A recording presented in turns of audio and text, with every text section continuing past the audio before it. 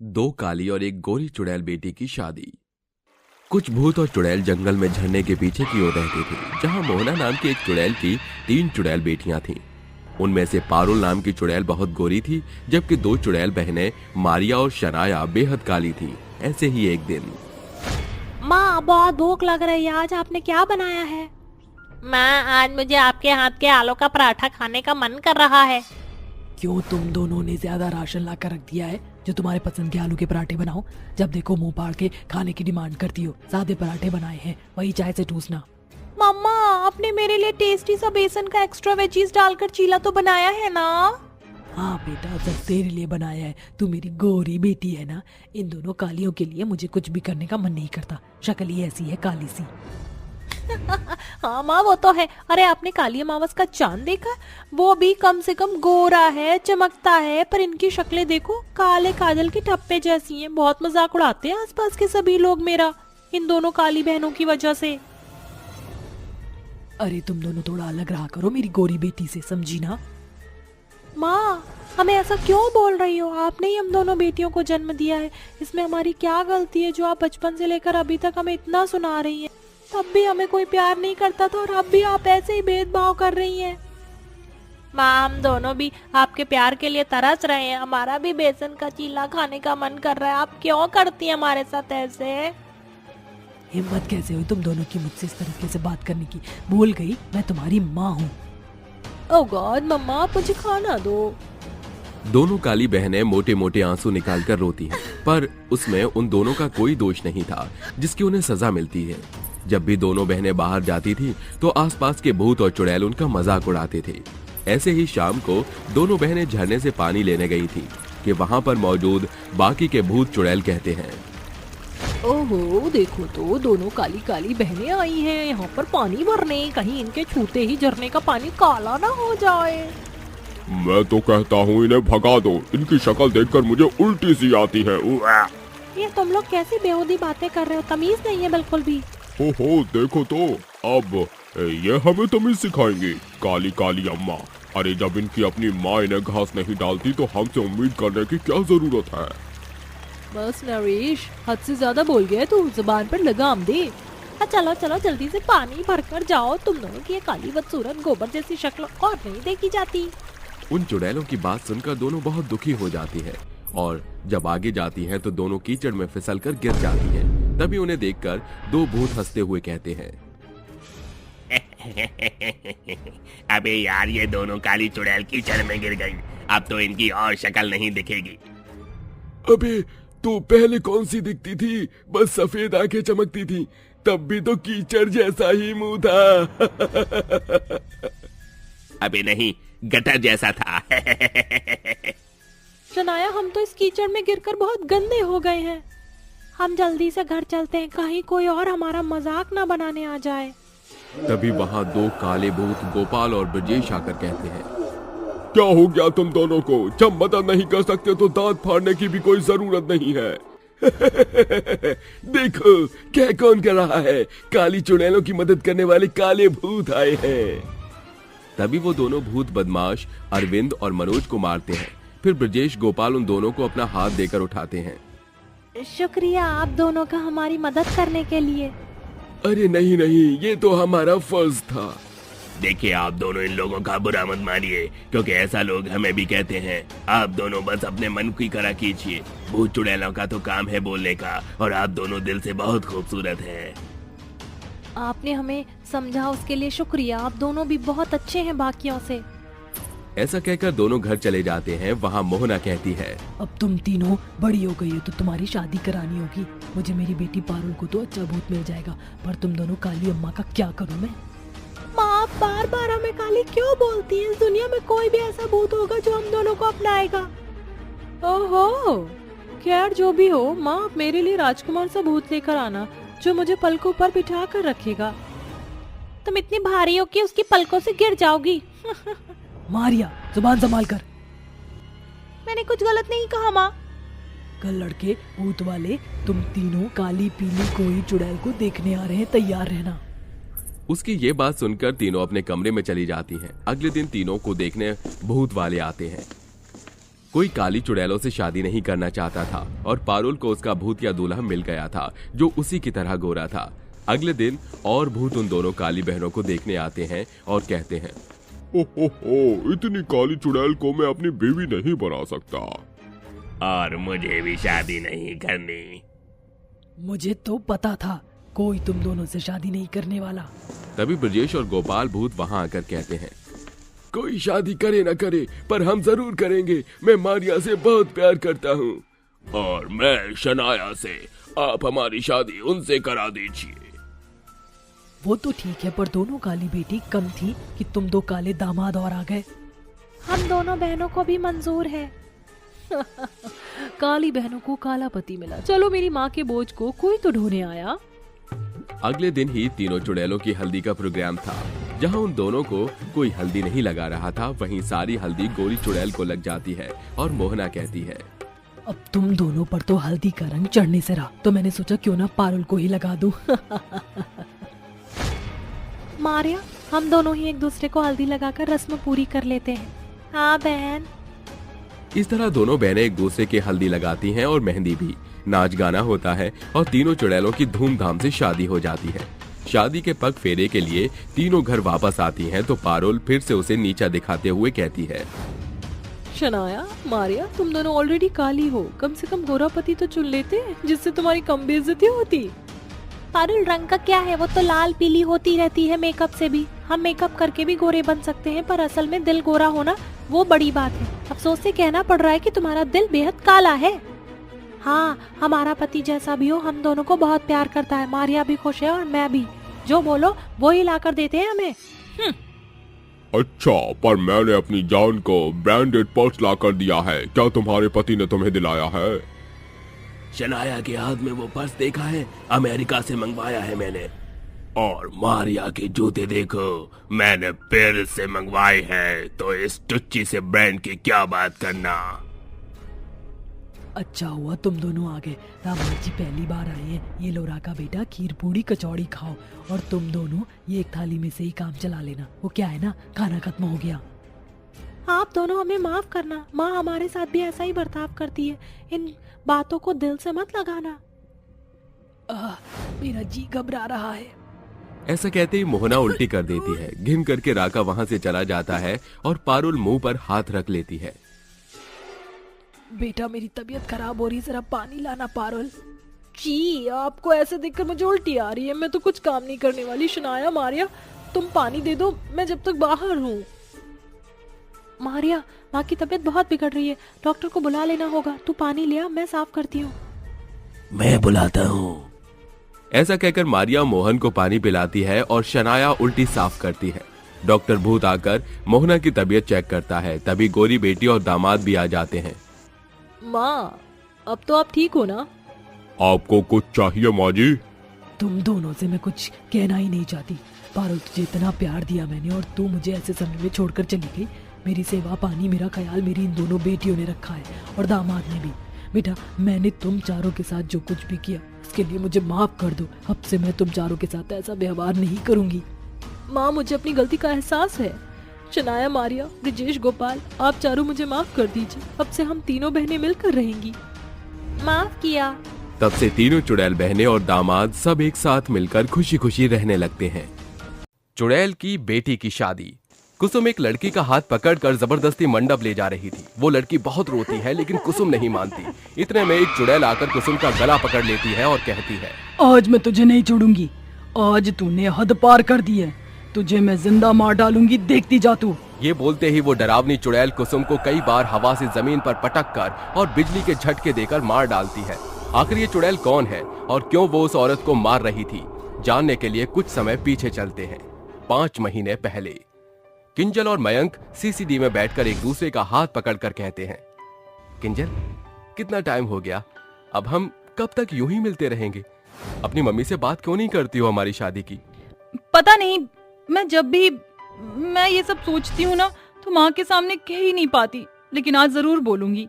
देख लो, अगर नहीं बोल पा रही हो तो मैं ही तुम्हारा हाथ मांगने आ जाऊंगा। कुछ देर बाद किंजल घर आकर अपनी माँ शैली के गले लग जाती है। अरे, आज मेरी बेटी बहुत खुश है, लगता है तो कुछ कहना चाहती है।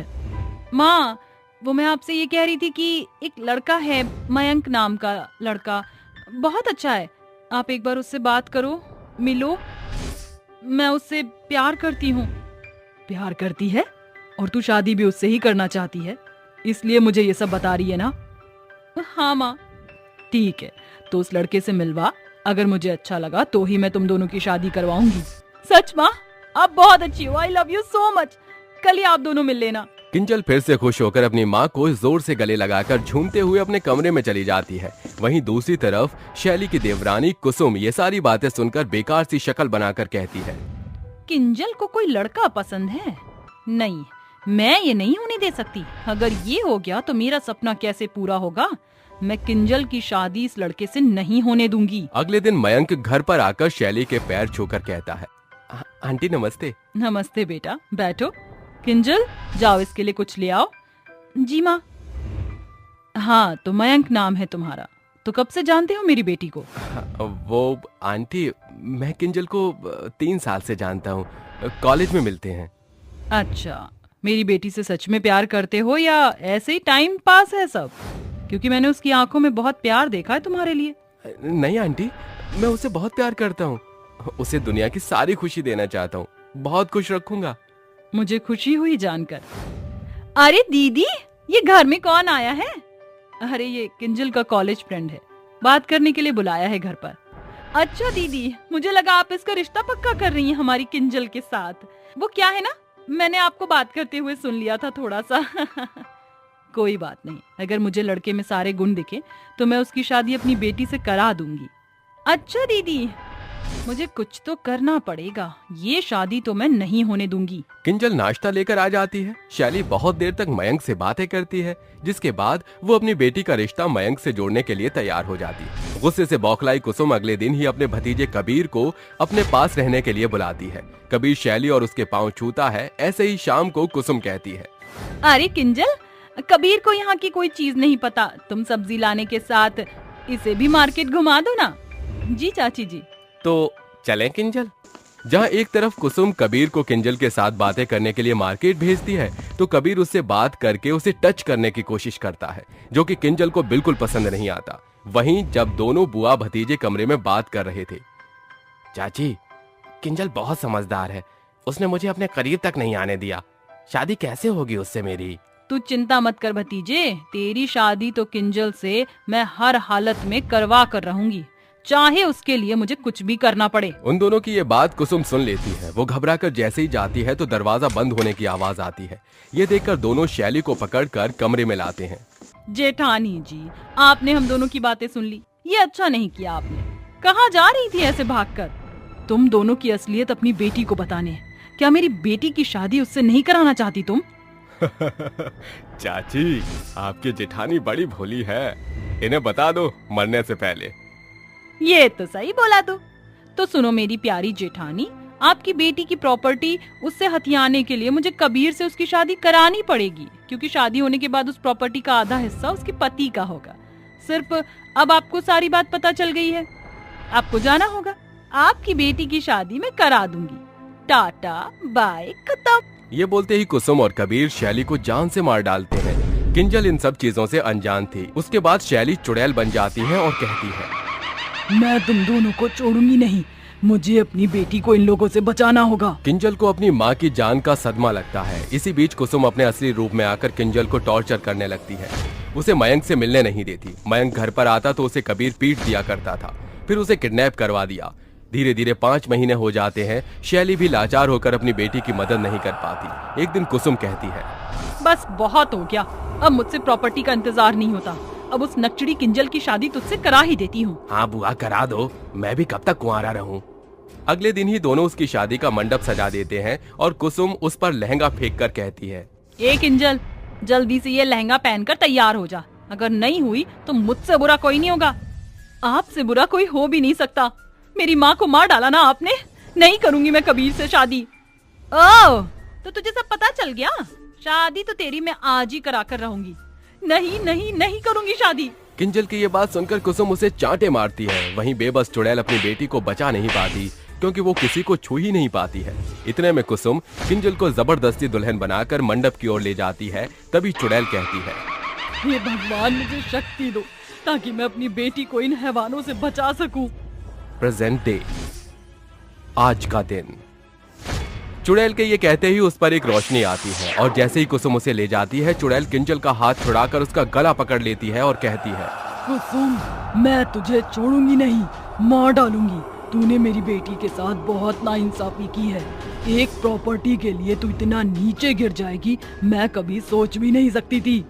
छोड़ो मुझे, मेरा गला छोड़ो मुझे दीदी। माँ, चाची ने बहुत टॉर्चर किया मुझे, मार डालो इन्हें, इन्होंने मुझसे आपको छीन लिया। हाँ किंजल, देख इन दोनों का मैं क्या हश्र करती हूँ। ये बोलते ही चुड़ैल उसे हवा में पटक पटक कर अधमरा करती है। बिजली के झटके दे देकर उसे मार डालती है। तभी कबीर कहता है, चुड़ैल, ये तूने मेरी बुआ के साथ क्या किया? अभी बताता हूँ तुझे। माँ, इसने मयंक को कहीं किडनैप करवा दिया है, इससे पूछिए। बता, तूने मयंक को कहाँ छिपाया है? नहीं बताऊंगा। न बताने पर चुड़ैल कबीर को बहुत मारती है। तभी वो बता देता है, जिसके बाद कबीर मर जाता है। चुड़ैल अपनी बेटी को गले लगाकर कहती है, तू चिंता मत कर बेटा, मैं तेरी शादी मयंक से कराऊंगी। उसे लेकर आती हूँ मैं, तू तैयार हो जा। चुड़ैल मयंक को एक गोडाउन में से छुड़ाकर लाती है और फिर धूमधाम से दोनों की शादी कराती है। जिसके बाद दोनों उसके पैर छूते हैं और चुड़ैल कहती है, जुग जुग जियो, हमेशा खुश रहो। आज अपनी बेटी को ये दुल्हन बनता देख मैं बहुत खुश हूँ। मयंक बेटा, इसका ख्याल रखना हमेशा, मुझे जाना होगा। ये बोलते ही शैली को मुक्ति मिल जाती है। बाढ़ में चुड़ैल की डोली। हरिनगर के एक छोटे से गांव में एक विमला नाम की औरत अपनी बेटी काजल के साथ रहती थी। विमला का पति भूपेश अंधा था। एक दुर्घटना के दौरान उसकी दोनों आंखों की रोशनी चली गई थी। तब से उसे कुछ भी दिखाई नहीं देता था। वहीं दूसरी तरफ काजल अब शादी के लायक हो गई थी और विमला को उसकी शादी की चिंता दिन रात खाई जा रही थी। एक दिन विमला अपने पति भूपेश से कहती है, अजी, बिटिया कितनी बड़ी हो गई है, अब हमें उसकी शादी करनी होगी। कोई अच्छा सा लड़का मिले तो मैं रिश्ता पक्का कर दूं। तुम चिंता मत करो, मैं आंखों से अंधा हूँ, लेकिन मुझे अपनी बेटी का ख्याल है, इसलिए मैंने आज ही घर पर पंडित को बुलाया है। लेकिन शादी तो कर देंगे, पर शादी के लिए पैसा कहाँ से आएगा? मैं जितना कमाती हूँ इतने में केवल घर का खर्चा ही चल पाता है। देखो विमला, हम गरीब लोग हैं और मैं लड़के से पहले ही कह दूंगा कि हम केवल 2 जोड़े में अपनी लड़की विदा करेंगे। अरे भला इस तरह कोई मानता है क्या? आजकल तो शादियों में खूब सारा दहेज चलता है, उतना दहेज कहाँ से लाएंगे हम लोग? तुम चिंता मत करो, ऊपर वाले पर छोड़ दो, वो हमारी बिटिया के साथ कुछ गलत नहीं होने देगा। तभी उनके घर में पंडित जी आ जाते हैं और लड़कों की फोटो दिखाने लगते हैं, जिसमें से विमला को एक तस्वीर पसंद आती है। अरे ये लड़का तो बहुत ही सुंदर लग रहा है, हमारी बिटिया की जोड़ी इस लड़के के साथ तो बहुत ही अच्छी लगेगी। लेकिन ये लड़का करता क्या है? अरे बहन जी, लड़का तो आपने खूब अच्छा पसंद किया है। आपको पता है, ये वकील है, वकील। हमारी बिटिया नोटों में खेलेगी, नोटों में। तभी विमला मायूसी के साथ कहती है, जितनी अच्छी नौकरी उतना ही ज्यादा दहेज। नहीं नहीं, हमें कोई दूसरा लड़का दिखाओ। अरे अरे, ये कैसी बात कर रही हो बहन जी? हम सारे रिश्ते ऐसे लेकर आए हैं जो आपसे एक आना भी दहेज में नहीं मांगेंगे। क्या कहा? सच कह रहे हो पंडित जी? लेकिन आज के जमाने में ऐसे कौन लोग हैं जो दहेज न लें? लगता है साक्षात राम जी हमारी बिटिया के लिए पधारे हैं। अरे भाई साहब, आप दहेज की चिंता ना करो, ये सब तो मैं अपने आप संभाल लूंगा। आप दोनों तो बिटिया की शादी की तैयारियां करो, तैयारियां। इतना कहकर पंडित वहां से चला जाता है और कुछ ही दिनों में विमला भूपेश दोनों मिलकर काजल की शादी उसके पति विवेक से करवा देते हैं। लेकिन लड़के की तरफ से बारात में कोई खास लोग नहीं आते, केवल उसकी माँ और उसका पिता ही मौजूद होता है। जिसके बाद विवेक शादी करके काजल को अपने घर ले आता है। शादी के बाद काजल अपनी सभी जिम्मेदारियों को संभाल लेती है और घर के एक एक काम को बहुत ही अच्छे से करती है, जिसकी वजह से लड़के की माँ सरला बहुत ज्यादा खुश होती है। एक दिन सरला काजल के पास आती है और उससे कहती है, देख बहू, आज मेरी कुछ खास सहेली आ रही हैं और मैं चाहती हूँ कि तू उन लोगों के सामने कुछ ना कहे। अगर वो सब तुझे कुछ कहे तो तू चुपचाप वहाँ से चली जाइयो। ठीक है माँ जी, जैसा आप कहोगे वैसा ही होगा। सरला की बात सुनने के बाद काजल को थोड़ा अजीब लगता है, लेकिन वो चुपचाप रसोई में जाकर खाना बनाने लगती है। कुछ ही देर में सरला की सभी सहेलियां उसके घर पहुंच जाती हैं और वो सभी एक साथ डाइनिंग टेबल पर बैठकर बात कर रही होती हैं। तभी काजल नाश्ता लेकर डाइनिंग टेबल पर पहुंच जाती है और नाश्ता रखने के बाद वो वहां से जाने ही वाली होती है कि इतने में सरला की सहेली किरण उससे कहती है, अरे सरला, क्या बात है, हर साल तेरे घर की नौकरानी बदलती रहती है क्या? ये सुनकर काजल को बहुत बुरा लगता है। वो सरला की तरफ देखती है लेकिन चुपचाप बिना कुछ कहे रसोई घर में चली जाती है। कुछ देर बाद सरला की सभी सहेलियां वहां से चली जाती हैं, जिसके बाद सरला काजल के पास आती है और उससे कहती है, अरे बहू, देख मेरी सहेलियों का बुरा मत मानियो, वो बड़े घर की हैं, इसीलिए थोड़ी नक चढ़ी हैं। कोई बात नहीं माँ जी, मैं समझ सकती हूँ। ऐसा कहकर काजल अपने कामों में लग जाती है, जिसके बाद धीरे धीरे रात हो जाती है। रात में बहुत तेज बारिश शुरू हो जाती है। उस दिन विवेक को बारिश की वजह से ड्यूटी से आने में काफी देर हो जाती है। जैसे ही विवेक ड्यूटी से वापस आता है तो सबसे पहले अपनी माँ से मिलने जाता है। विवेक के आने की आहट काजल को पता चल जाती है, जिसके बाद वो नींद से उठकर एक गिलास पानी लेकर विवेक को देने के लिए अपनी सास सरला के कमरे की तरफ जा रही होती है। लेकिन तभी उसे अपनी सास के कमरे से सरला और विवेक के बात करने की आवाज आती है। अरे इतना क्यों चिल्ला रहा है? ऐसा मैंने क्या कर दिया? आपने मेरी जिंदगी बर्बाद कर दी है। उस 2 कौड़ी की गंवार औरत के साथ मेरी शादी करके मैं संजना से प्यार करता हूँ और उसी से शादी करना चाहता था। एक केवल घर में नौकरानी लाने के चक्कर में आपने मेरी शादी एक गंवार लड़की से करवा दी। ये बात संजना को पता चल गई है, अब वो मुझसे बात भी नहीं कर रही। देख मेरे बच्चे, तेरी शादी संजना से ही होगी। कुछ ही समय में मैं तेरी शादी संजना से करवा दूंगी और तुझे बेंगलोर भेज दूंगी। तुम दोनों आराम से एक साथ रहना और इस गवार को मैं ये कह दूंगी कि तुम बिजनेस के लिए बाहर गए हो। ये सब काजल दरवाजे पर खड़ी हुई सुन लेती है। अरे ये क्या? इसका मतलब मुझे इस घर में केवल एक नौकरानी की हैसियत से लाया गया है। इस घर में मैं एक नौकरानी हूँ? नहीं, ऐसा नहीं हो सकता। इस तरह जीने से अच्छा है कि मैं अपनी जान दे दूं। काजल रोते हुए छत पर भाग जाती है। छत पर बहुत तेज बारिश हो रही थी, जिसके बाद काजल छत पर से कूदकर अपनी जान दे देती है। जैसे ही काजल की आत्महत्या की बात विवेक को पता चलती है, वो बहुत खुश होता है और वो अगले ही दिन अपनी शादी की तैयारियों में लग जाता है। माँ, बहुत हुआ। देखो, काजल ने भी अपनी जान दे दी। अब मैं संजना को शादी करके यहाँ लेकर आऊंगा। ठीक है बेटा, मैं तेरी खुशियों में शामिल हूँ। दोनों तरफ परिवार में शादी का सिलसिला उठ जाता है। धीरे धीरे रस्में भी शुरू हो जाती हैं और वो दिन भी आ जाता है जब विवेक और संजना की शादी होने वाली होती है। माँ, आखिरकार आज संजना डोली में बैठकर हमारे घर आ जाएगी। मैं बहुत खुश हूँ। माँ, चलो बारात लेकर चलते हैं। विवेक बारात लेकर संजना के घर पहुंच जाता है, जिसके बाद उन दोनों की शादी होने लगती है। शादी करके विवेक संजना को डोली में बिठाकर अपने साथ लेकर आने लगता है, लेकिन तभी रास्ते में काजल की चुड़ैल ये सब देख लेती है। कितने बेशरम है ये लोग। मेरे मरते ही विवेक जी ने दूसरी शादी कर ली। ऐसा नहीं हो सकता। मैं उन्हें किसी का नहीं होने दूंगी। तभी अचानक से बादलों में बिजली कड़कने लगती है और बहुत तेज बारिश शुरू हो जाती है। देखते ही देखते चारों तरफ बाढ़ आ जाती है।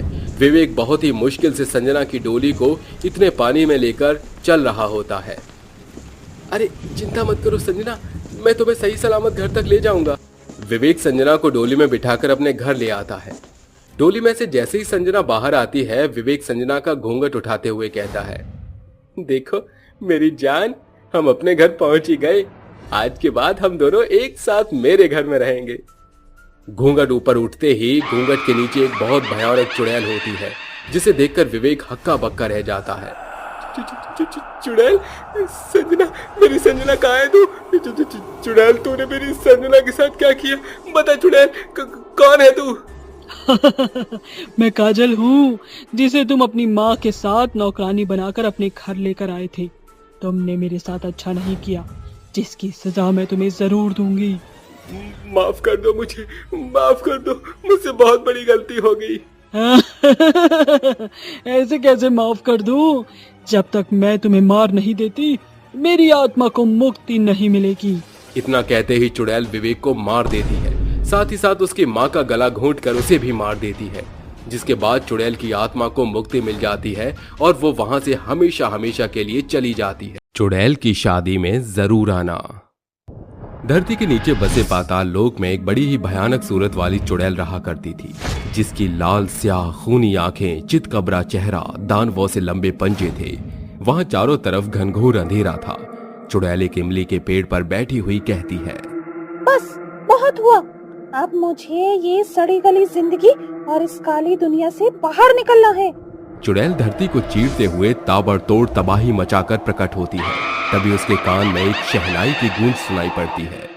अरे ये मधुर संगीत सुनकर तो मेरा तन मन डोलने पर उतारू हो रहा है।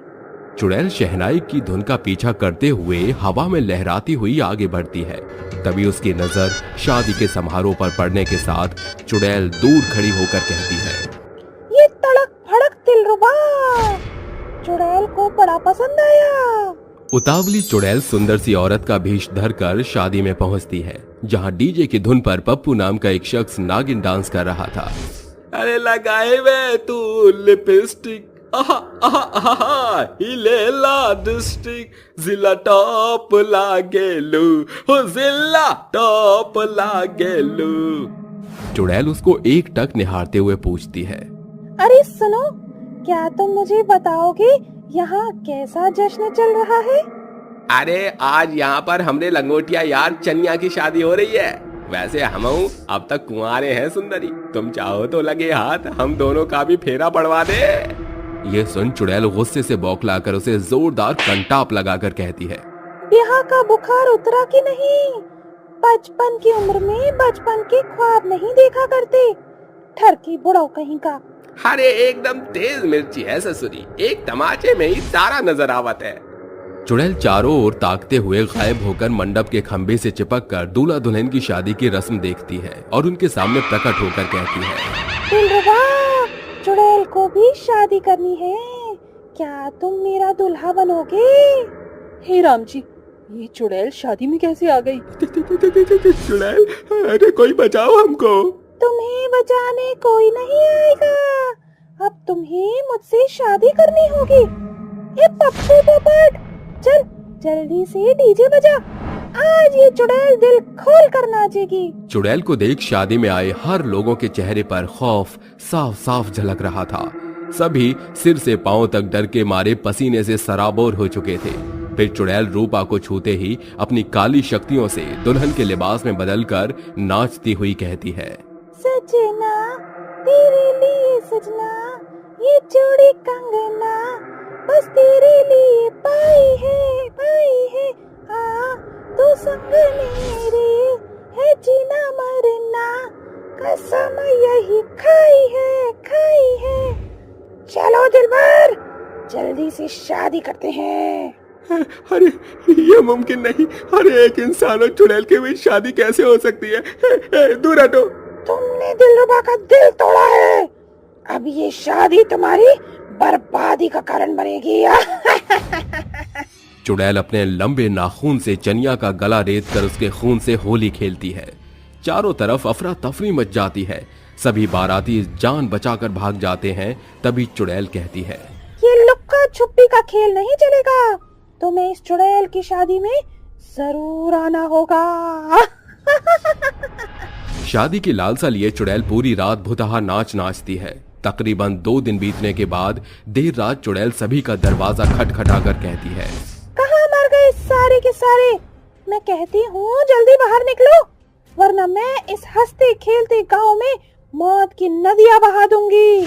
सभी जन चुड़ैल का डर मानकर किवाड़ खोलकर बाहर आते हैं। तभी चुड़ैल उनके हाथ में पीपल के पत्ते पर खून से लिखा कार्ड देकर कहती है, चुड़ैल की शादी में जरूर आना, तुम सभी को दिलरुबा चुड़ैल की शादी का आमंत्रण है। पर आखिर तुम्हारा दूल्हा कौन है? मेरा दूल्हा ढूंढने की जिम्मेदारी तुम सबकी है। कल अमावस की रात है, दिलरुबा उस अंधेरी रात में इंसान से शादी करना चाहती है। ये बोलकर चुड़ैल बवंडर मचाकर गायब हो जाती है और गांव वाले कहते हैं, अरे मुखिया जी, आखिर एक ही रात में हम इस चुड़ैल के लिए दूल्हा कहाँ से लाएंगे? भला कौन सा साधारण इंसान इस खूंखार चुड़ैल से शादी करने को राजी होगा? इस मसले का कोई तो हल खोजना ही होगा, वरना ये आतंकी चुड़ैल हमारे गांव को कब्रिस्तान में बदल देगी। शादी के मंडप में ही ये चुड़ैल मेरे पति को खा गई। ई बखत बीती बात को याद करके आंसू बहाई के नहीं है, हमको अभी बाबा के पास चले के होई। सभी हाथों में मशाल लिए रात के अंधियारे में गांव से कोसों दूर गुफा में रहने वाले बाबा के पास आते हैं। प्रणाम बाबा। कहो, क्या समस्या लेकर आए हो? बाबा, हमारे गांव पर एक चुड़ैल का साया मंडरा रहा है और वो चुड़ैल एक आम पुरुष से विवाह करने की लालसा जता रही है। बाबा, आप तो अंतर्यामी थे। हमारे पास सिर्फ आज रात का ही समय है, कृपया हमारी सहायता कीजिए। ये एक रक्त पिशाचिनी चुड़ैल है, तुम्हें सिर्फ उसको कुछ देरी तक भटकाना है। कल अमावस की रात है, उस रात शैतानी शक्तियां अपनी चरम सीमा पर होती हैं। कल उसकी शादी अवश्य होगी, पर इंसान से नहीं, एक शैतान से। सवेरे पूरा गांव चुड़ैल की शादी का मंडप सजाता है। चुड़ैल ये देखकर खुशी से कहती है, ये गांव वाले इतने प्यार से मेरी शादी का मंडप सजा रहे हैं। अंधेरा छाते ही चुड़ैल दुल्हन का जोड़ा पहनकर मंडप में आकर कहती है, कहाँ है मेरा दूल्हा? जल्दी बताओ, दिलरुबा से और इंतजार नहीं होगा। सरपंच जी, कुछ कीजिए। अगर चुड़ैल को एका दूल्हा नहीं मिला तो ई हम सबन के चूल्हा में झोंक दिए है। गांव वालों को चुड़ैल से बचाने के लिए सूरज आगे बढ़कर कहता है, तुम्हारा दूल्हा मैं हूँ चुड़ैल। हाय, दिलरुबा तुम्हारी सदा पर फिदा हो गई। चलो जल्दी से शादी करते हैं। अब इतनी भी जल्दी क्या है? तुमने दिलरुबा और दिलबर के बीच दखल अंदाजी कैसे की? बाबा के आने तक मुझे इस चुड़ैल को शादी करने से रोकना होगा। दिलबर, अपनी दुल्हन की तारीफ नहीं करोगे? इस जोड़े में बहुत जच रही हो तुम। साजन जी घर आई, चुड़ैल क्यों शर्माए? अब मुझे और सब्र नहीं करना, चलो शादी करते हैं। अरे, बिना पंडित के ब्याह कैसे संभव है? थोड़ा इंतजार और करते हैं। चुड़ैल को विवाह मंत्रों की जरूरत नहीं। सूरज से शादी करते ही मैं इसे लेकर हमेशा के लिए अपनी दुनिया में लौट जाऊंगी। चुड़ैल सूरज का हाथ पकड़े मंडप की तरफ बढ़ती है। तभी जोरदार आंधी तूफान उठने के साथ एक विशाल दानव प्रकट होकर कहता है, आ गया झुम्भा। यही तुम्हारी दुल्हन है। धोखा! तुम सबने मिलकर मुझे धोखा दिया है। अब मैं तुझे छोड़ूंगी नहीं। चुड़ैल गुस्से से बौखलाकर अपनी चूड़ियों से गोल गोल घूमते हुए राख चक्र बनाकर उन्हें घेर लेती है। अब इस चुड़ैल का बनाया राख चक्र तुम सबको खाक में मिला देगा। अरे मुखिया जी, इस चुड़ैल से पंगा लेकर हम अपनी मौत को बुलावा दिए हैं। बाबा कसम करो। ओम हीम क्लीम चामुंडाय विचे नमः। ओम हीम क्लीम चामुंडाय विचे नमः। बाबा हवन कुंड में आहुति देकर चुड़ैल को चक्र में बांधकर कहता है, आगे बढ़ो जुम्बा और इस चुड़ैल से विवाह करो। चलो सुंदरी, आज तुम्हारा इस राक्षस से विवाह है। दूर हट, वरना दिलरुबा तेरा कीमा बना देगी। मुझे सिर्फ पुरुष से विवाह करना है। अरे ये तुच्छ से दिखने वाले कीड़े मकोड़े पुरुष तुम्हें कोई खुशी नहीं देंगे। देखो मैं कितना शक्तिशाली और बलवान हूँ। मुझ राक्षस से विवाह करके तुम्हारा जीवन संवर जाएगा। फिर हम दोनों मिलकर अंधेरी दुनिया में धर्राटे काटेंगे। वैसे तुम्हारे बाजुओं में दम तो है। दिलरुबा अब तुमसे ही शादी करेगी। बाबा विवाह मंत्र पढ़कर चुड़ैल की शादी की ख्वाहिश को पूरा करते हैं। आज मेरा सपना साकार हो गया, लेकिन दिलरुबा तुमसे फिर मिलने जरूर आएगी। अलविदा। चुड़ैल के ओझल होते ही गांव का माहौल एकदम शांत हो जाता है और गांव वाले गहरी सांस भरकर कहते हैं, शुक्र है ईश्वर का बला टली। हम सभी सुरक्षित हैं। ये सिर्फ आपके कारण ही संभव हो सका है। आपके रहते उस चुड़ैल के विवाह का सपना भी साकार हो गया और हम सबकी जान भी बच गई। इस तरह एक बार फिर मखना गांव वासी हंसी खुशी रहने लगते हैं। चुड़ैल की अनाथ बेटी की शादी। दामाद जी, मुझे अपनी बेटी से कुछ बात करनी है। जी माँ जी। सौरभ चला जाता है तो हितिका अपनी बेटी सलोनी से अपने असली रूप में आकर कहती है, बेटा तू कभी भी उस गुफा की ओर मत जाना। अगर तुझे मेरी याद आए तो मैं तेरे पास खुद आ जाया करूंगी। ठीक है माँ, पर आपने अपना असली रूप क्यों छुपाया है उनसे? सलोनी, इस रूप में दामाद जी तो क्या, मैं किसी के सामने नहीं आ सकती तेरी माँ बनकर, वरना लोग तुझे स्वीकार नहीं करेंगे। माँ ऐसे क्यों बोल रही हो? आखिर सच्चाई क्या है? मुझे बताती क्यों नहीं हो आप? अगर सच्चाई जाननी है तो सुन। आज से 20 साल पहले मैं सीमापुर गांव में अपनी भूख की वजह से भटक रही थी। बहुत भूख लग रही है मुझे, अपने खाने का कुछ भी नहीं मिल रहा। इस गांव में सैलाब भी आ रहा है, देखो तो कोई तो खाने का मिल ही जाएगा मुझे। चुड़ैल जैसे ही जमीन पर आती है तो वो एक झोपड़ी में खिड़की से झांक कर देखती है। उसे लाल कपड़े में छोटी सी बच्ची लपटी हुई मिलती है जो बहुत रो रही थी। अरे वाह, लगता है वो अभी अभी जन्मी है। क्यों ना मैं उसे उठा लेती हूँ, खाने में बड़ी स्वादिष्ट होगी। ये बोलकर चुड़ैल उस छोटी सी बच्ची को जैसे ही सीने से लगाकर उड़ती है तो वो चुप हो जाती है। अरे वाह, ये तो मेरे सीने से लगकर ही चुप हो गई। चलो अच्छा है, इसका पेपे तो बंद हुआ। आज तो मुझे अपना शिकार बहुत जल्दी मिल गया। गुफा में जाते ही सबसे पहले मैं इसे ही खाऊंगी। कुछ देर बाद वो अपनी गुफा में पहुंचकर उस बच्ची को जैसे जमीन पर लिटाती है तो वो बच्ची बहुत रोने लगती है। अरे बाप रे, ये तो बहुत रो रही है। अभी तो मेरी गोद में चुप थी, इसका तो रोना ही बंद नहीं हो रहा। गोदी में ले लेती हूँ फिर से। आले आले चुप हो जा। ये बोलते ही चुड़ैल जैसे ही बच्ची को गोद में लेती है, बच्ची फिर से चुप होकर उसे देखने लगती है। अरे ये तो चुप हो गई, लिटा देती हूँ, अब नहीं रोएगी। अरे ये बच्ची तो फिर रोने लग गई, पता नहीं क्या है, इसे मेरे गोद में आती ही चुप हो जाती है। और देखो कैसे हंस रही है। अब चलो, फिर चुप हो गई है। अब बिना हिलाए आराम से जमीन पर लिटा देती हूँ। चुड़ैल बड़ी शांति के साथ बच्ची को जमीन पर लिटाती है कि फिर रोने लगती है तो उसे गोद में उठाकर कहती है, अरे बाप रे बाप, इस छोटी सी बच्ची ने तो नाक में दम कर दिया। जमीन पर लिटाते ही रोने लगती है और मेरी गोद में चुप होकर देखो तो कैसे हंस रही है। बेटा तुझे तो एक दिन कहा जाऊंगी मैं, अभी बहुत छोटी है ना, बाद में खाऊंगी, पहले इसकी दूध का इंतजाम कर देती हूँ। चुड़ैल उसे गोद में देखकर उड़ते हुए जाती है और एक तबेले से गाय का दूध लेकर आती है। फिर वापस आकर उसे गुफा में पिलाने लगती है। वक्त बीतता है, वो बच्ची 5 साल की हो जाती है। इन 5 सालों में चुड़ैल उसका बहुत अच्छे से ख्याल रखती है और जब उसकी बेटी गुफा में खेल रही थी तो चुड़ैल कहती है, अरे बेटा इधर आ जा, ले खाना खा ले, मैंने तेरे लिए खीर बनाई है। हाँ हाँ, मैं आ गई माँ। दे दो मुझे ता मिला। मैं बॉल से खेल रही थी तो ये वाइट हड्डी से मिली। हे भगवान, इसे ये सफेद हड्डियाँ कहाँ से मिल गई? ये तो मैंने छुपा के रखी थी। उस आदमी को खाने के बाद मुझे यहाँ नहीं छोड़नी चाहिए, वरना मेरी बेटी क्या बोलेगी कि मैं उसके जैसे दिखने वाली इंसान को ही खा गई। माँ बोलो ना। अरे सलोनी बेटा, कोई जानवर आकर गुफा में हड्डी छोड़ गया होगा, तुम खाना खाओ, मैं इसे साफ कर देती हूँ। आज मैं अपनी बेटी से इतना प्यार करती हूँ कि उसे इन सब चीजों को बताने से भी कतराती हूँ, इसलिए मैंने इसे खाया भी नहीं। मैं ऐसे ही हमेशा इसका ख्याल रखूंगी। माँ दाओ, मैं खाना खा ली हूँ। आई बेटा। चुड़ैल जल्दी से साफ करके अपनी बेटी के पास जाती है और उसे अपने हाथ से खिलाती है। तो शाम को वो उसे खुद पढ़ाती भी है। वक्त बीतता है, अब सलोनी 20 साल की एक सुंदर लड़की थी।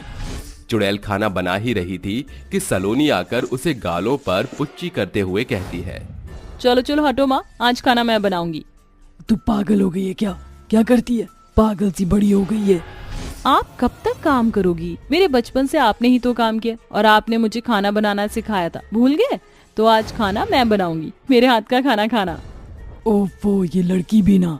माँ मैं खाना बना रही हूँ, जब तक आप घूम लो जंगल में। वैसे भी माँ, इस गुफा में अब रहने का मन ही नहीं करता। मन करता है कि बाहर जंगलों में जाऊँ। मुझे ऐसा लगता है माँ, वहाँ की दुनिया बहुत अच्छी है, पर आप कभी जाने ही नहीं देती। सलोनी बेटा, मैं तुझे वहाँ जाने भी नहीं दूंगी कभी। ये कहकर चुड़ैल गुफा से बाहर जाती है। इस बीच उसने अपनी बेटी को अपना मांस खाने वाला रूप नहीं दिखाया। तभी चुड़ैल को एक आदमी दिखता है वो उसे खाने ही जाती है कि इतने में सलोनी की आवाज आती है। माँ आ जाओ, खाना तैयार है। नहीं नहीं, ये मैं क्या करने जा रही थी। माना कि वो सब खाकर पेट नहीं भरता, पर अब मुझे ये सब छोड़ना ही होगा। अपनी बेटी के लिए छोड़ना ही होगा। ये बोलकर चुड़ैल अपनी बेटी के पास जाती है और वो खाना उसके सामने रख कर अपने हाथ से चुड़ैल को खिलाती है। तभी उसकी आंखों में आंसू आ जाते हैं। अरे माँ, आप इतना रो क्यों रही हो? खाने में बहुत मिर्ची डाल दी क्या मैंने? नहीं नहीं बेटा, ऐसा कुछ नहीं है। वो क्या है ना, तू पहले वो छोटी सी थी तो मैं तुझे अपने हाथ से खिलाया करती थी, और अब तू इतनी बड़ी हो गई है कि मुझे अपने हाथ से खिला रही है। सच में वक्त का पता ही नहीं चलता। ओहो मेरी प्यारी माँ, ऐसे तो सबके बच्चे बड़े होते, तो मैं भी होंगी ना माँ। चलो चुप हो जाओ अब।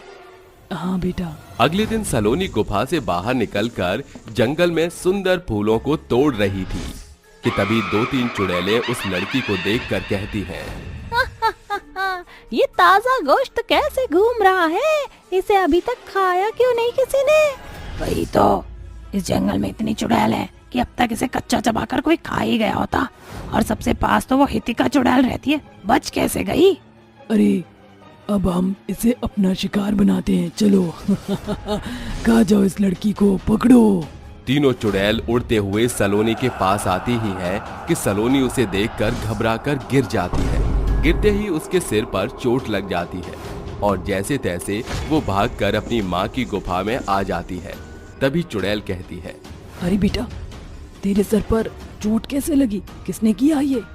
माँ, वो 3 आपके जैसी आंटी हवा में उड़ रही थी और मेरी तरफ आ रही थी। क्या? हे भगवान, अब मैं क्या करूं? आज तक मैंने इसे छुपा कर रखा है। कहीं उन चुड़ैलों को इसका पता चल गया तो वो खा जाएंगी। अब ये यहाँ सुरक्षित नहीं है। मुझे इसे आम लोगों की दुनिया में ले जाना ही होगा, और इतनी बड़ी तो हो ही गई है कि शादी भी करवानी ही पड़ेगी। माँ, आप मेरी कभी सवाल का जवाब नहीं देती। बताओ ना, मैं आपकी तरह क्यों नहीं दिखती और आप मेरी तरह क्यों नहीं दिखती हो? अब इसे कैसे बताऊं कि ये एक चुड़ैल की असली बेटी नहीं है?